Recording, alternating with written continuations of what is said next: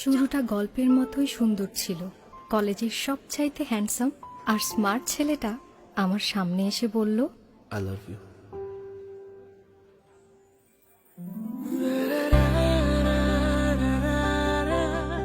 তারপর শুরু হলো হাতে হাত রেখে পথ চলা।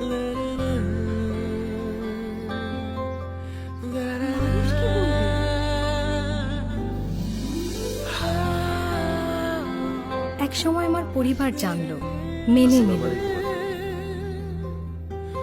সময় গড়ায় আমি বুঝতে পারলাম সে আমার কাছে আরো কিছু চায়। আমি রাজি হতে চাইতাম না। বলতো, তুমি তো আমারই, আমাকে তুমি বিশ্বাস করো না?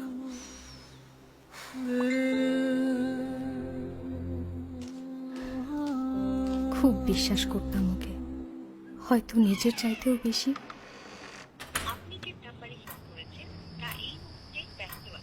কিছুদিন যেতে না যেতেই সেই মানুষটার ভেতর আরেকটা মানুষ আবিষ্কার করলাম।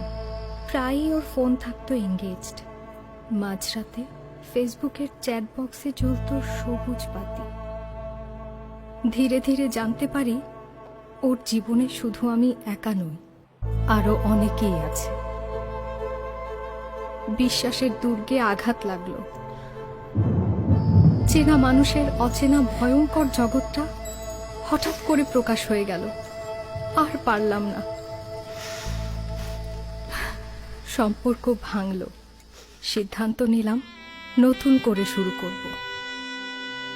বাবার পছন্দের ছেলের সাথে বিয়ে ঠিক হলো।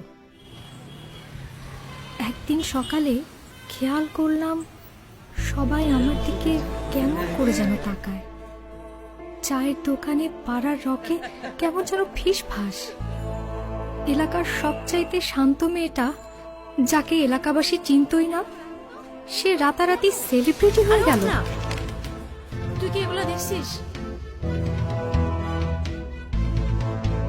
চিন্তা করিস না, কিছু হয় নাই, কিছু হয় নাই। তনু, তনু, কিছু একটা বল না। আত্মীয় স্বজন, কলেজ, পাড়া, মহল্লা, বন্ধু বান্ধবদের আড্ডা, সবখানে কেবল আমি আর আমার শরীর। সবার হাতে হাতে, মোবাইলে মোবাইলে, মুখে মুখে।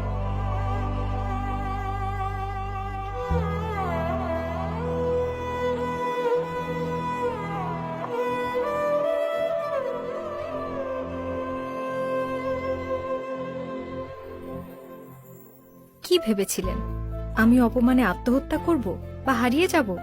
তাই কি চেয়েছিলেন আপনারা? হ্যাঁ, ভুল আমি অবশ্যই করেছি, কিন্তু বড় ভুল করেছি একটা অমানুষকে বিশ্বাস করে। সেই বিশ্বাসঘাতকতার মাসুল আমি কেন দেব? হারিয়ে যায়নি, এই তো জরুরি খবর। আজকের কাছের মানুষটি আগামীকাল অপ্রিয় হয়ে উঠতে পারে। তাই একান্ত গোপন মুহূর্তের ছবি পাঠানো কিংবা ভিডিও ধারণ থেকে বিরত থাকুন। ভালোবাসায় বিশ্বাস থাকুক অটুট, সাথে থাকুক সাবধানতাও। মানুষের একান্ত মুহূর্তকে যারা প্রতিশোধ এবং বিকৃত বিনোদনের হাতিয়ার বানায়, তাদের প্রতিরোধ করুন। আমাদের ভিশন হোক সুন্দর ও আলোকিত আগামী।